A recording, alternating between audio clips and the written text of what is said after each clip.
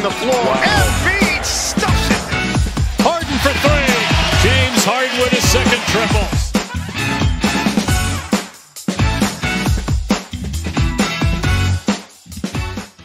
What's up, everyone? Welcome back to another episode of the Pick Swap Podcast. I wouldn't say this is an emergency pod, but it's definitely an urgency pod with free agency about an hour and 20 minutes in. I like to make the joke. It's crazy how guys sign 30 seconds into free agency. It's crazy how fast they negotiate these days. Yeah. Or, everything's happened beforehand, but how are you feeling? Yeah, I would love to have a look at Sham's draft or Sham's save drafts leading up to it, and just because he just empties the clip off the rip. But right when free agency starts, it was just one after another another. So, I feel like the NBA might as well just ban tampering at this point. I mean, you can't keep any secrets in these league, and it's the greatest league in sports for a reason. Pure entertainment all across the board today. It's been like must-see content since, 3 o'clock today with Kevin Durant requesting a trade from Brooklyn and the chaos that's ensued following that. And then on top of that, Kyrie Irving essentially making his way out as well. So there's now everything's kind of been, I feel like I was concerned about that hindering free agency, but it doesn't seem like it really has. I don't know how you're feeling. It's like at first I thought all teams are going to kind of sit still until Kevin Durant finds whatever new home it might be. Personally, to me, I think the Nets are going to wait. I think the Nets, like I was talking to this about a couple friends, like the Nets have to wait. They cannot, like what we talked about with Ben and having to get a guy back, having to make the right move. They have to make the right move here. They can't panic. Yeah, I mean, Sean Marks, the GM, is out the door already. This has been probably one of the most disastrous just periods of time for a team in recent history, maybe all of NBA history. Like when we're talking about the big three era of James Harden, Kevin Durant, and Kyrie Irving, they played 16 total games together, won one playoff series together, and they're now up in shambles. And I think it's cool that James Harden got a little bit ahead of the curve, got himself out of there early, and he really is looking like the good guy in retrospect when we're looking around the NBA right now, which is quite the turn of events. But we're talking about Kyrie Irving pretty much holding the Nets hostage, eventually opting back in, and Kevin Durant talking about like this is his team, the guy that the cornerstone of all this, now requesting a trade before his extension has even started. So I don't know. Cool to see our guy James Harden just sitting there ready to fill in the gaps for whatever contract makes the most sense for the team. And I don't know, things could be worse on the Sixers end right now. Absolutely, definitely. And to kind of go into that, as of yesterday, James Harden declined his $47 million option, which all signs point to him taking a more team-friendly deal this offseason, which he has yet to sign. It's about 7:20 here. We're an hour, 20 minutes into this free agency, and James Harden, there hasn't even really been a rumor yet. So the assumption now kind of feels like he's going to be waiting until the Sixers are done or essentially done with their offseason, with the moves they want to make before he signs, kind of giving the Sixers that freedom to, if they want to make a trade where they have to take in more, more capital, if they want to sign a guy in free agency, it kind of gives them the liberty to do that, given that James Harden isn't technically on the books right now. So, tell us how important that is for them. Yeah. So to start, I get these are monstrous contracts that doesn't make any sense to normal people, but he is still just passing up $10 million, no matter how you cut it. He might get it on the back end. They're going to find a way to make this work. He's going to get paid quite handsomely regardless. So not too much of a pity party, but that's not the easiest thing in the world to do.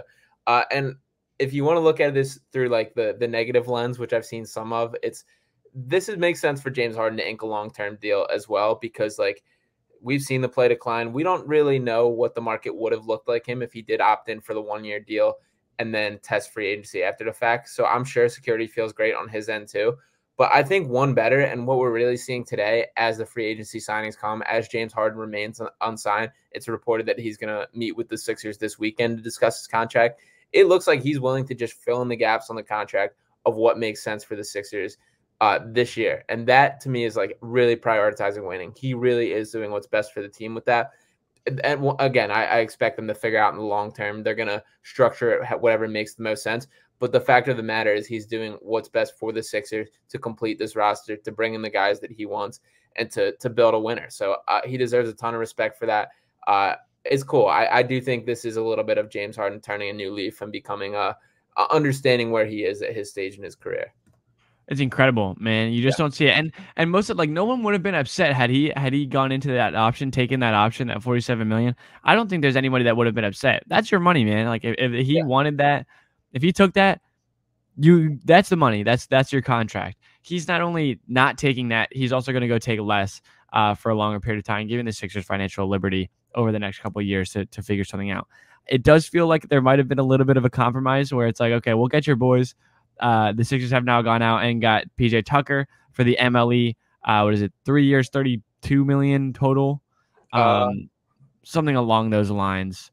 33.2. Yeah. So the full MLE fully guaranteed, which was a little bit of surprise when I first heard. We've heard the 3 years, 30 mil kind of circling around for a couple days now.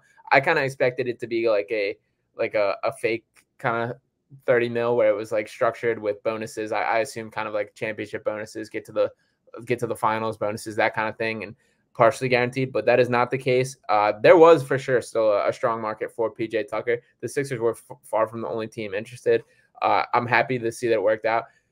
We've talked about PJ Tucker for so long as a Sixer, as a potential Sixer. Joel Embiid specifically mentioned him by name. I think this has a ton to do with making Embiid happy. He obviously has the relationship with Morey, with Harden, and he just fits what the team needs. He's obviously 37, and that's people are going to look at that the wrong way. There's going to be critiques because this is the Rockets part too, but like they need a PJ Tucker. They need a guy that can guard virtually every position, a 3-and-D guy. If you purely look at him as like an upgrade over Danny Green, which obviously is slightly different, but they're going to play somewhat of the same role of sitting in the corner, and he brings so much more on the defensive end, and he has got a little more to his game than that as well. So I think he's a terrific addition, and I think the impact that he'll bring to this team will go far beyond whatever his numbers end up to be. Yeah, absolutely. I think it was a great signing. You mentioned something there. You say you needed a PJ Tucker, and that's kind of what Joel said. We need a guy like PJ Tucker. So the best thing to do in that situation is to get the guy that is PJ Tucker, who's PJ Tucker. So like you got the guy that everyone's kind of referencing to be the mold of type of player that you need. You got that guy. I don't know how anyone is upset about that. It's a little bit of an overpay, I feel like, but it's what the market values him at. Like he was going to get paid that money, maybe a little bit less somewhere else, slightly less or, around the same somewhere else. So, you got to pay what the market dictates. For him, he's a hot commodity for a reason. His teams succeed. He creates a versatile defense. He spaces the floor. He's a dog. He's going to push everybody. And, the Sixers can always talk about, veterans. He is a veteran, and he's one of the best at his brand of basketball in the league. So I think PJ Tucker's a great addition. I think we can kind of all agree on that. I feel like for the most part, most Sixers fans are kind of in the same page, especially consider Joel Embiid talked to him or said directly his name. And then obviously there's a long-standing history with him and James Harden as well. And on top of that, they now bring in Danuel House on a 2-year, $8.5 million. So that's the BAE, if I'm the biannual exception. So he gets a 2-year deal. A little bit surprised. I thought they might get him for cheaper, but it is what it is. They pick up Danuel House. Didn't play much last year. I think he only played in 26 games, started 6 or 7. But what does Danuel House bring to the table? Yeah, he shot 41.5% from 3 on 3.3 attempts last year.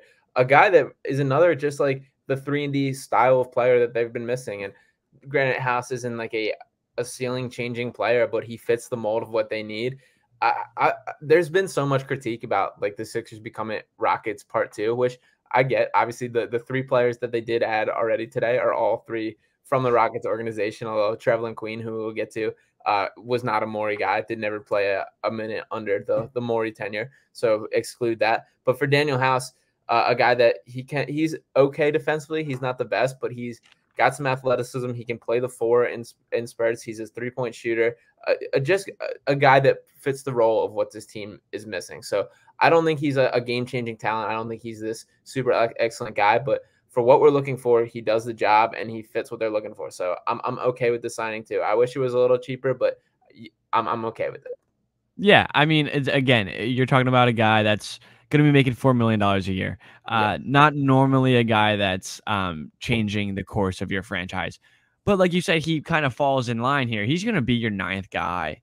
Like, really he's going to be on that fringe of the playoff rotation, but he's a guy that can step in and play. When you think about him kind of eating up at Furkan's minutes, he's just going to be more consistent and fill a more consistent role than Furkan. Like that's what the Sixers are looking for.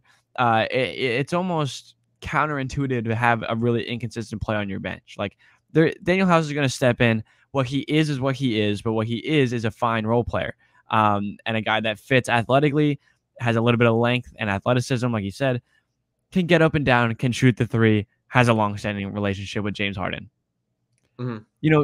Boxes checked. You're down the list. You got it for $4 million. You kind of move on. I think like that's kind of the process here. But again, I really it doesn't seem like this is the end of it. Like you said, the roster is basically at full capacity at this point with these trades. I guess you want to talk about Trevelin Queen before we go into kind of moving past this. Yeah, and one more thing on Danuel House is I forgot about him bringing a girl into the bubble during overtime. There's also a rumor that that was actually James Harden and he took the fall. If that is the case, I'm even more in on Danuel House. Like if we're talking about that. But either way, very funny story. I forgot that happened until this signing. So shout out him. And then Trevelin Queen, my guy. I think he's a guy I talked about when we did our little free agency preview a couple weeks back. And a guy that I didn't expect very many people to hear of, but somebody that I like. When we talk about bringing, like, the Sixers were in need of getting dogs, he fits that category. He's 25 years old, the reigning G League MVP, a guy that will get in your face, jacks threes. If I'll pull up his G League stats, but he's 6'6", fairly athletic. He just kind of, once again, is the category of player that the Sixers need. He averaged 25.3 points, 6.6 rebounds, 5.0 assists, 3.4 steals, 1 block, and shot 34.2% from three on 9.7 attempts per game. A guy that, like, a wing, still 25, still young, still developing. He's a guy that I'm happy to have developing at the bottom end of our bench. It'll be interesting to see if he does fully stick. The roster is still a work in progress, and I still expect there to be movement. So it wouldn't shock me if he isn't a guy that makes the final cut, but I definitely am rooting for him. I love his energy level, his passion. How I first became kind of drawn to Trevelin Queen was watching the G League final against the Blue Coats with the Rockets G League team, where Trevelin Queen picked up a technical foul fairly early in the game, then picked up a second technical in the second half as the game was starting to get out of hand. The play was reviewed, and he scored 20 plus in this game, had a very good game outside of this too, but picked up a second technical foul, caused the whole scene. They went and reviewed it. They took away the technical and then proceeded to get ejected a few minutes later after stomping on the Blue Coast logo. So just like the toughness, the dog mentality, like he will stir the pot, and that's something the Sixers team needs. So I like that we're bringing in that style of player, and he can play as well. G League MVP speaks for itself. The Sixers now have back-to-back G League MVPs on roster with B-Ball Paul and Trevelin Queen. So let's get it. Yeah, I think Daryl Morey loves that. He loves that type of player. He loves a guy that's kind of, he talked about the importance of the G League, and he was talking about the G League finals. And I feel like he's a little bit more into that and a little bit more involved than other GMs appear to be, at least on the surface level. So I think something like this, I bet you he finds a way into one of the two-way slots. It looks like the Sixers are not extending a qualifying offer to Miles Powell. Correct. So, there's there's a place for him to find if he finds it. Nothing more than that. It's fully non-guaranteed. So, if it doesn't work out, it's really no harm, no foul. But it doesn't hurt to bring in a guy that's not afraid to push people. Like you said, he's kind of a feisty guy. So coming into a training camp, it feels like the energy is going to be different. And that's important. I think that's really important with PJ Tucker being there, with House being there, with Queen being there. And then on top of that, a fully healthy and in shape James Harden and a fully healthy and in shape Joel Embiid.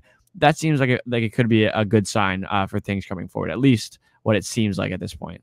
Yeah, definitely. That type of like energy level and just passion is kind of what this team's been lacking. And when you look at like this Sixers roster, part of this is a credit to Joel Embiid, but it's largely like an insult on the rest of the roster for how dependent they are on his energy level. Like the nights where Embiid's a guy who constantly like leaves it all on the floor, is willing to put his body on the line, competes extremely hard, but there's still the nights where he just doesn't quite have it, or he's beat up and sore, and like getting up at the court is rough. And when that's the case, like you need a guy to be able to set the tone and change things. And like when we see that version of Joel Embiid, the entire team sinks down to that, and like that is so disappointing.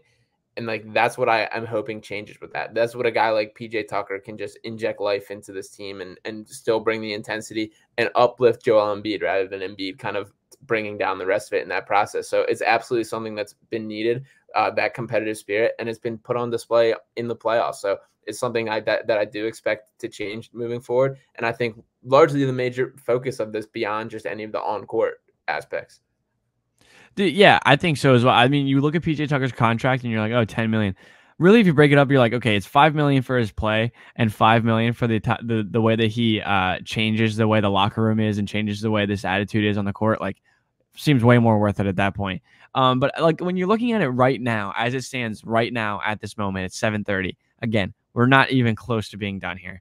But the Sixers have not lost a single player, and they've upgraded their roster in essentially every single facet that they needed to so far. Like maybe not the massive change that a lot of people have wanted, or nothing a splash, but you talk about defensive versatility, rebounding, PJ Tucker, floor spacing, PJ Tucker, Danuel House, energy, and also DeAnthony Melton as well. Like, like when you're like, I'm almost forgetting about DeAnthony Melton, and we were just excited about him on Monday. So like, we're kind of moving at a weird pace. It feels like the Sixers haven't quote unquote done that much because of the other news that's happened today, but they have done a very, very good job at addressing the holes in their roster. And they're not even close to being done. Like I really don't think Thibault or Korkmaz will be on this roster. Those $9 million will be allocated, in one or two more players. Yeah, I think one of the reasons, I don't want to say the holdup, so I guess one of the reasons for Harden not signing a contract left is he wants to see what the numbers look like when the roster around him is complete and what makes the most sense.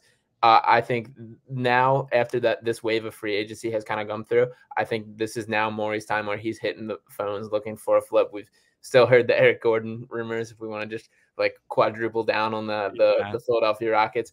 But like regardless of who the target really is, like I think there's players in the works, and like Tobias Harris, who knows if he could still be on the move. I'm still not ruling that out, especially given the loss of Jalen Brunson from the Mavericks. I think that's a potential landing spot. I would love to flip him for Reggie Bullock and Davis Bertans and whatever else it takes to kind of get that done, because I think they want to get Bertans off their hands as well. But and a guy that like the Sixers can use. And if it's not Tobias, like you said, Furkan and Matisse, it wouldn't shock me. I've been very pro trade Matisse all offseason. It wouldn't surprise me if we go into the year with Matisse and he's looked at as like our midseason trade piece. I think the Sixers have tried really hard to make sure they don't go all in the offseason. I think they want to wait and see what's missing and look for that kind of piece at the deadline. And I think Matisse could be the vehicle to make that happen. So, but for in the short term, I don't think Morey's done. I think there's some trades being talked about, discussed, and at least calling around right now. So we'll see how it shakes out. I think Harris is going to be here. To me, like it just makes more sense at this point. To me, I guess, I think the way I try to look at it, at least, is you're not getting a singular or honestly two players that are worth what Tobias Harris is worth. For Tobias Harris, you're not getting a lot. Like the exchange rate for Tobias Harris right now is not great because of the contract, which is fair. But like that's what he is. He's on that contract. It is what it is, right? So it's like you're not going to change that. I think he played really well late in this last season. I think it's like he finally kind of settled into that role. And if he goes into the season knowing that's his role and becomes a star in that role, like you're looking at an Andrew Wiggins type of deal. It's good. Yeah. Not specifically, like not play style wise necessarily, but the way that people looked at Andrew Wiggins coming into like last season, and then the way they look at him now. He was overpaid, a bust kind of in a way, and then he really had a great season playing as the third, fourth option on a championship team. I think Tobias Harris can kind of fall into that mold. So I think that it's okay for him to be here. Dallas apparently really likes Thibault as well. I wonder if they could squeeze Bullock out of them. They already took Seth Curry for Josh Richardson, so let's see if we can do something like that again. But I think if you can get a Bullock, or if you can get the Portland really likes him as well, apparently. So I don't know. I think that there's still a good amount of interest in Thibault. From what it looks like. Korkmaz, what was the quote today? That you could get him if you asked nicely. Yeah, brutal blow for the boy. Poor Furkan. But Yeah, I mean, it looks like Furkan's probably just gonna be dumped for that whatever the $5 million he's making this year, and then hopefully Matisse is moved either now or later. I don't know though, because I mean, what is their like small forwards? What does it look like right now? Like their depth chart. For on the Sixers. Yeah. I mean, I don't know where you kind of rank these guys. We're looking at like the grouping of Matisse, Furkan, Danuel House. The PJ Tucker, Tobias Harris thing will be interesting. I think Toby probably is going to be playing more 3 this year because of the Tucker signing. My position on a Tobias Harris trade. So first off, like I'm not interested in attaching pieces to get rid of him for the sake of getting rid of him. But I do think if there's a way to like flip him for role players, kind of like what we're talking about with the Mavericks, that is a win for the Sixers. And in that case, we're talking about sliding PJ Tucker into the Tobias Harris role, which I think he can do at a better level for 25 less million a year. And that's something that I do think makes sense. And maybe the market isn't there. Maybe there's not a way to do it. I don't think it's a major negative if he is back. I'm not just trading him to trade him. But if it's like that type of move, I'm absolutely interested on it. And I think the fit of Tucker and Harris is a little bit messier than I think people are acknowledging. I've heard plenty of people talk about like it's completely fine. Like Tucker's a sit in the corner, shoot threes kind of guy. Tobias like can either do the same thing or a little more. I just like you want Tobias Harris to be playing the 4. Like yes, he can play the 3, but like that's kind of his spot. And defensively, he's improved vastly. I've been impressed with that. But I just like. I don't think it's like the cleanest fit, and I definitely think like they could be better off finding elsewhere. So I don't think it's dead set they need to trade them, but I'm still like phoning around at the minimum. Yeah, I think that's fine. I think whatever. I think you have to do the due diligence, right? Like I think you go into this, and if you weren't calling and taking calls on Tobias Harris, like you'd be wasting your time, or you'd be kind of not doing what you need to do in this situation. I think. But what I'm thinking of is like if you're not getting a genuinely better player or collection of players, like the continuity is more important at that point. Like keeping this team and him as a leader on this team, I think that is important, especially with kind of bridging this gap right now. I think he has to be that guy. And unless you're getting to a player or two that is really providing more than what Tobias provides you, I think that's the only way to do it. You have like a clear-cut better player or better collection of players. That case, okay, you move on from him. It is what it is. He's a good player. He's not irreplaceable. But I think what he does bring are some irreplaceable qualities: leadership, the connection with the guys that are there and the guys that are coming in. So, and I think him and Tucker could play well together. I think, again, it's kind of a weird setup right now. You're kind of looking at a big 1 guard, a really small 2, a pretty big 3 and an undersized 4, and then obviously Embiid. But it's because they're all going to guard. Like Tyrese is not going to guard the 1 defensive, or not going to guard the 2 defensively. He's going to guard the 1. PJ Tucker is going to guard whatever the best 2, 3, or 4 is on the other team. Harden can pick up whoever, and Harris will take the second best player. Mm-hmm. It's really what it's going to be, because Harden can play down. Harden likes to play in the post more than he likes to guard the perimeter anyway. Statistically a better post defender. So like you can kind of just say like, screw it, we can throw these guys wherever. And that kind of intrigues me in a little bit, because I think that like Tobias is versatile defensively. You don't really love to stretch him out on the perimeter. But PJ Tucker was guarding James Harden all in that series. And then he'll go and guard Kevin Durant and Jason Tatum. And then he'll go guard, like, you know what I mean? He can kind of bounce around. So I definitely don't, it's not like the most clean, like squeaky clean fit, but I think it works. Yeah. We've moved more and more toward like a positionless basketball in the modern NBA. True. So like I get like not getting caught up on labels. It is a weird setup when you kind of put it like that. And don't forget DeAnthony Melton is another versatile piece to kind of throw in the mix here. Another kind of weird frame, 6'2" with a 6'9" wingspan, kind of cut from like the Shake Milton kind of mold, but switchable. A guy that can defend just about every position. Harden's definitely, I think, going to be prioritizing guarding in the post, less movement. It's just better for him. It's what he likes to do. And then, but that's fine too if he wants to do that, and we slide Tucker out to more toward the perimeter.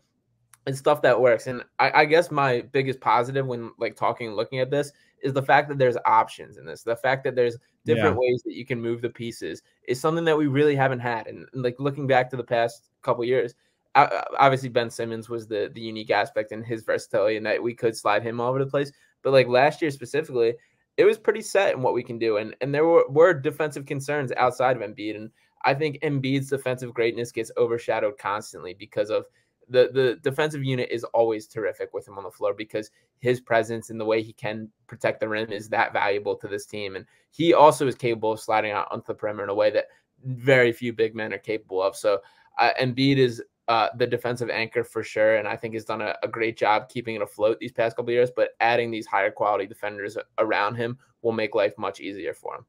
Yeah, absolutely. I mean, that's obviously was one of the main points for Morey. He mentioned it a lot, especially immediately following the draft and the move on draft night was we were number one seed or number one defense in the league 2 years ago when they were the 1 seed. They kind of fell off a little bit last year. Obviously, there are things that happened that caused that to happen, but they like to get back to that. A top 3 or 4 defense is always going to compete. You look at Boston. Boston was one of the best defenses in the league. And even halfway through the season when they were still shit, they still found a way to be a great defense, and that's what ended up propelling them to the finals. Golden State, great defense. Phoenix, mostly great defense. They had a little bit of a struggle there in the second round. But like you get that Milwaukee, great defensive team. Like the really good teams in the NBA are really good defensive teams. At the end of the day, which a lot of people and a lot of people that don't really pay attention in the NBA or as fans think the NBA still doesn't play defense. That's just so utterly wrong. Yeah. And maybe the thing that'll piss me off the most and make me discredit any statement that you make at that point is that the NBA doesn't play defense. You just don't watch. The best defensive teams win. And it's because they're good at defense. Guys are just way too skilled on offense. But like you're bringing in PJ Tucker, who's going to make your defense way better. D'Anthony Melton, like you can kind of just plug and play. And when, like you said, you can't. There's been so many years where it's been so niche. It's okay. Furkan can play this, but not that. And Matisse can do this and not that. And Shea can do this. Like D'Anthony Melton, his frame, like you said, if Shake Milton gave a shit, if he played like he gave a shit most of the time, like he would be D'Anthony Melton, which is kind of insane. You kind of just like upgraded him. Like you gave him a boost or something. So I don't know. I think they're doing everything right as of right now. Do you think, Jenny, like how much more do you think is left on the table for them? I think there's a trade coming. I don't know how large. I think it's more like somewhat of a bench swap if it's not Tobias. I think either one of Matisse or Tobias is, or Furkan, I guess, group them in there. I think at least one of those guys is traded. I don't think all three. 1 to 2 of those guys, I would say, is probably going to be traded for a better fitting piece, whatever Morey perceives that to be, Eric Gordon or whoever else is around the league that holds appeal. And then beyond that, like I think it's that, and then re-signing Harden is the move. We're going to touch on the Kevin Durant stuff next. I don't see like a clean path to Kevin Durant as much as like it's fun to think about. But I think like the heavy lifting of this offseason was just finding the complementary pieces to fill alongside Embiid and Harden. Embiid, Harden, and Maxey, and I'll even throw Tobias in, is the core of this team as far as where the production is coming from. What the Sixers have been missing, and really what I think has let them down the stretch, is the lack of bench production and the second unit just being not capable of sticking in playoff minutes. Like realistically, we had like 4.5 playoff caliber players last year. So like looking at that, like that's what the focus is. Like PJ Tucker is a guy that can play closing lineups in the playoffs, and that's something that we didn't have before today. So that's a major win. Yeah, I mean PJ Tucker, D'Anthony Melton. I don't know how much you want House in there, but like you got guys that can, and it's gonna be nice. Like you said, it's kind of, and they have guys that can play positions. It's kind of whatever it calls for. You know, whatever that night calls for. They have guys that can step up, and you know, it's a little bit of a luxury. Like you pointed out, the top 4 players on this team, the core 4 of this team. You're not asking the players outside of them to do very much, but the supplemental players have been the ones that have been letting them down in a lot of different ways. So like to improve on those guys is to improve on this team, because you know the current ceiling is where those 4 guys will take you: Maxey, Harden, Harris, and Embiid.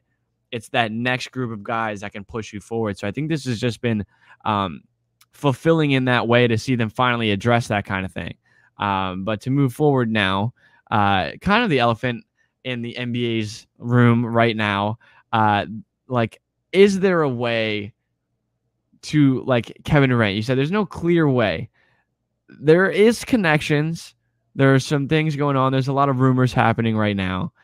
So what do you see with this KD to potentially Philly situation as it stands right now. Yeah, so Sixers have the second shortest betting odds for landing Kevin Durant, behind just the Phoenix Suns, ahead of the Miami Heat. Joel Embiid has reportedly told the front office to exhaust every option in attempting to bring him to the Sixers. Uh, First off, I mean, you absolutely do it if you can. If there's a way to get Kevin Durant to Philadelphia, you sell your soul for that. You as much as it breaks so many people's hearts, you move Tyrese Maxey for Kevin Durant in snap of a finger. You don't even have to, you shouldn't even have to think about that. And I love Tyrese Maxey, but like I realistically, and I think the thing that is going to be the biggest hurdle that I don't think the Sixers can get over is just the lack of draft capital. When thinking about what like the Nets will desire, like their draft cupboard is already pretty bare, and the Sixers don't have anything really to restock it. The first pick that I believe they can trade is 2029. Like a 2029 first round pick is not something that's going to like move the meter, because they already have the 2025 pick with the Thunder. The Nets have their next year. The Nets already have their next year. And just the Stipien rule, you can't trade back-to-back years for first round picks. So I think that's going to be one of the targets that the Nets are looking for. It'll be interesting the direction that they hope to go, whether they're still trying to compete, whether they're looking to enter a full rebuild. So it depends on what they prioritize. But I really don't believe like an offer of like Maxey, Tobias, Matisse, Springer, and picks, whatever picks we can muster up, can compete with some of the offers around the NBA. Yeah, I mean, I think it depends, though. I mean, I think it depends on how much they value Maxey. Sure. I mean, Maxey and Thibault, there's your young guys. You have Harris to match it. It would just be hilarious, wouldn't it, to see Maxey, Curry, Simmons, Harris, Thibault all on the Nets. Yeah. It would just be a strange situation. What a weird world we're living in. Very. Kevin Durant hasn't even entered the first year of his 4-year extension, and kind of randomly, it felt a little bit random for him to opt out or to request the trade today. I know there was a lot of rumors, but it kind of felt like they had settled back in a little bit, and just kind of out of nowhere today, Kevin Durant has requested a trade. So, I mean, there's a lot flurrying around right now. It seems like, Miami I don't think Miami really has the capital either. Not only draft capital, I just mean in general, like, because unless you're moving Ben Simmons, you can't add Bam Adebayo to that team, because you can't have two players on rookie max extensions. So that would exclude him. That would also exclude Booker as well, I believe, or just because he just signed the extension, does that not count now? Yeah, I believe until like the start of free agency, he wasn't eligible, but I believe since he signed the new deal, he now is. And one of the holdups there, it sounds like DeAndre Ayton was kind of the talking point. It sounds like the Nets the starting point was Devin Booker, which is like wow. And I get like he's Kevin Durant, so obviously like he's Kevin Durant. Yeah, exactly. So like you can't really argue. It also would be awesome to see Devin Booker and Ben Simmons on the same team. So I don't know. We'll see how it shakes out. But Phoenix certainly seems to have the strong point for getting it done. But realistically, like I don't know what a Kevin Durant trade package looks like right now. I have no idea either. But I mean, I think the Nets if you're thinking about the Nets right now, you have to get something back. Like you can't leave this with nothing. Right. No, you can't leave this with like just draft picks. Like you need to have a real life star coming back. Like when you think about what the Sixers did with Ben Simmons, I would be doing the same thing.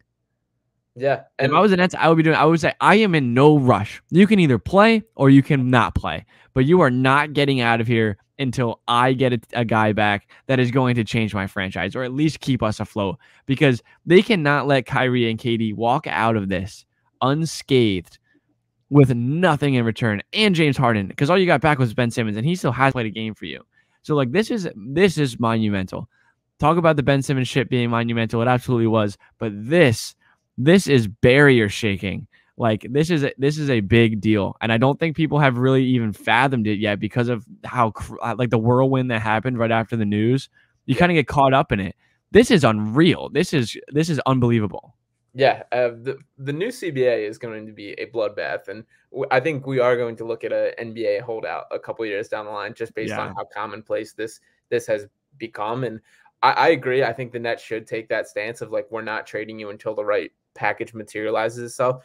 It obviously, and I wouldn't say it worked out for the Sixers because Harden's still to be determined, but like that's the best case situation that pretty much could have popped out of that for Ben Simmons, given all the circumstances that came along. So essentially, it did work out for them sitting and waiting.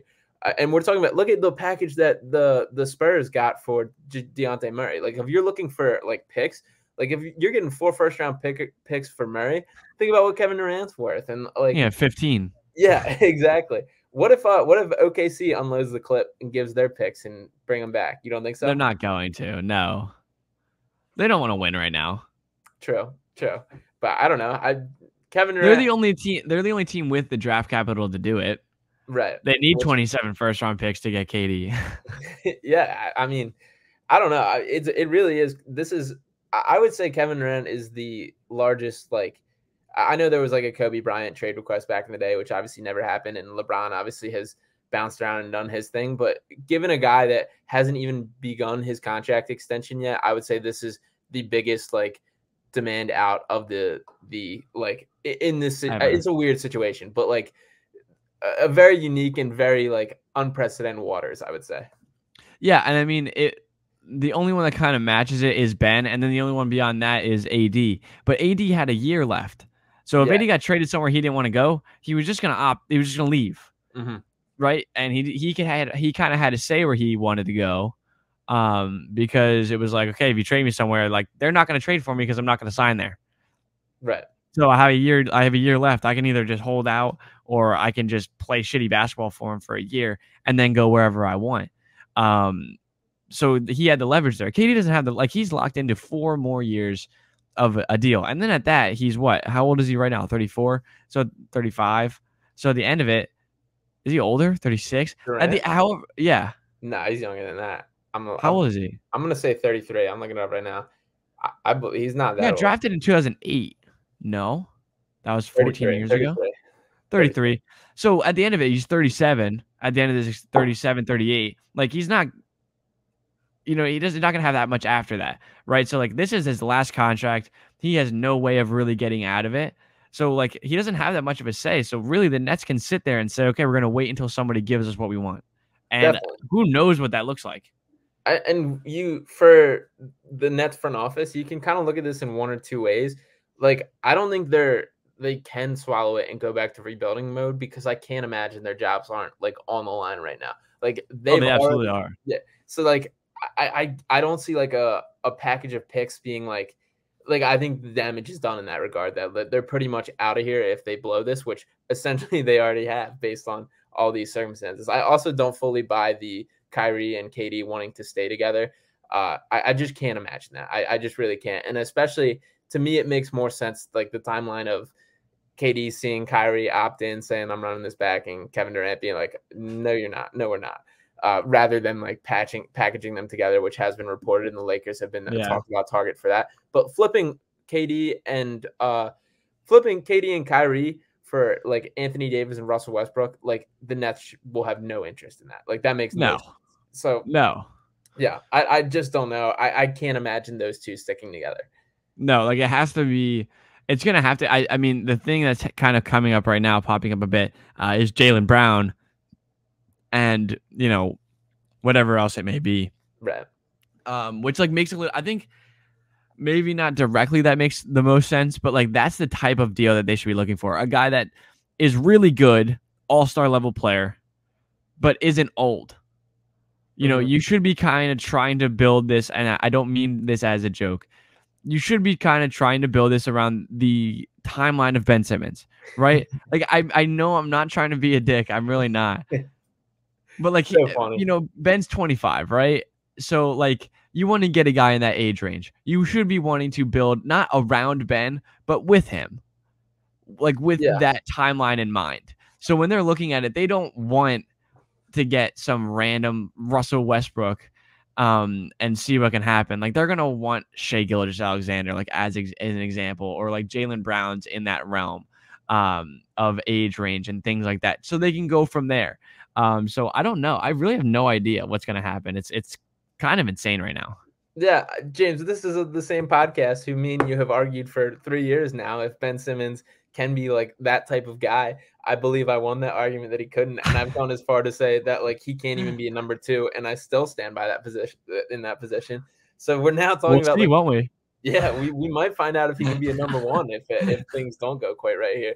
So like to rekindle that and to that be their argument is so crazy to me that that's kind of the position that they've sunk in. Yeah. And the part like where the Nets just simply like can't win this is like usually like 95% of the time in the NBA, the team that gets the best player of the deal wins the trade. There's no upgrading from Kevin Durant. There just isn't. There's no way you can really go up from him when looking around. So like I don't know what you do to increase your chances of winning a championship. I have no idea. I really don't. I have no clue what they're gonna do. I have no well, and this is also like immediately following a Ben Simmons selfie posted on the Nets Twitter page, saying "summer grind" with the the nose blowing emoji, like a classic summer Ben Simmons like clownery happening on Twitter. Immediately followed by Kevin Durant requesting a trade. Immediately followed by the Nets trading a first-round pick for Royce O'Neal. Like the most absurd. Dude, like, why did they trade a first-round pick for Royce O'Neal? Yeah, they didn't even get to the stage in the offseason where they were talking themselves into Ben Simmons workout videos yet. We didn't even get the jumpers. They're close. They're close. It's 15 days away. Yeah, but they didn't even get there. We didn't even see that reaction yet, and it's already so. The fall of the Brooklyn Nets has been quite mighty, and I have no idea how they can get themselves out of there. And the Royce O'Neal thing makes absolutely zero sense. Like, given that is very much a kind of win now, get a complimentary piece kind of trade. Yeah. To do that in the midst of your superstar player requesting a trade, it's like, what are we even doing here? So I don't know. And for what? Like, what is the timeline of that? Like, and you just traded one of the only first-round picks that you had. Like they traded the swap of the Sixers pick. It's gonna be the Sixers pick. Like, why did you do that? What in the hell? I mean, what a day though. What a day. That kind of sums it all up. They have no clue what's going on. The Spurs have gone into full tank mode. They want Victor Wembanyama. They want the whole thing. They want to start over. Brett Brown returns to the Spurs. We haven't even talked about that. Shout out BB. Our guy ends up back with the team that he started with in San Antonio. He might get to coach a second process team, a Spurs process. How funny would that be? But I do think he's now pegged as the process coach, which that kind of sucks. I love it. I mean, there is something to be said about it. A lot of guys don't make it that long as a process guy. He did. Yeah. He's one of the rare personalities who can handle that circumstance, stay upbeat. Brett Brown's awesome. I love his entire time with the Sixers. I hope the best for him. Nothing. I do wish he would get a real chance at coaching a contending team and showing them how to win versus if he does get this head coaching job, if Pop passes the torch to him, he's for sure in the same category of coaching a team that wins 12 games a year. So I don't know. I feel a little bad for him. A permanently staying win percentage, no doubt about it. Yeah. But synonymous with a certain brand of basketball, I guess, which isn't good. I kind of said that as a compliment. I guess it's not. But I mean, crazy day. It's only 8:00 on the first day. There's only been a free agency for 2 hours. There's still a lot to go here. But we've kind of covered up everything that we've missed so far, kind of catching up. There hasn't been too much that's happened while we were recording, which is kind of nice. We would have been kind of frantically running around if something big had happened. But I mean, I don't think there's too much else unless you have some else to cover. Yeah, no, I'm good to go. Hopefully nothing happens while it's uploading, which would have been even worse than while we're recording. But either way, I am enjoying watching the Nets downfall. A positive day in the Sixers world for adding the role players, taking some strides in the right direction. And this team is getting more and more complete. I don't think the work is over yet, but I'm very encouraged with what I'm seeing. Absolutely, man. I agree as well. I think there's still some stuff to happen. Daryl Morey's cooking right now. I think he's cooking up something nice coming forward. So until then, if you guys are keeping up with us, definitely make sure you check out Sean on Twitter at Sean_Bernard1. You can follow me at JSBirrane17. You can follow the pod at PickSwapPod. Check out PickSwap Media on Twitter. You can check out Sport Displays as well. Use our code PickSwap at Sport Displays for 10% off and free shipping at checkout. And we will get this up, and then we'll talk to you again early next week as well. And we'll catch you guys later.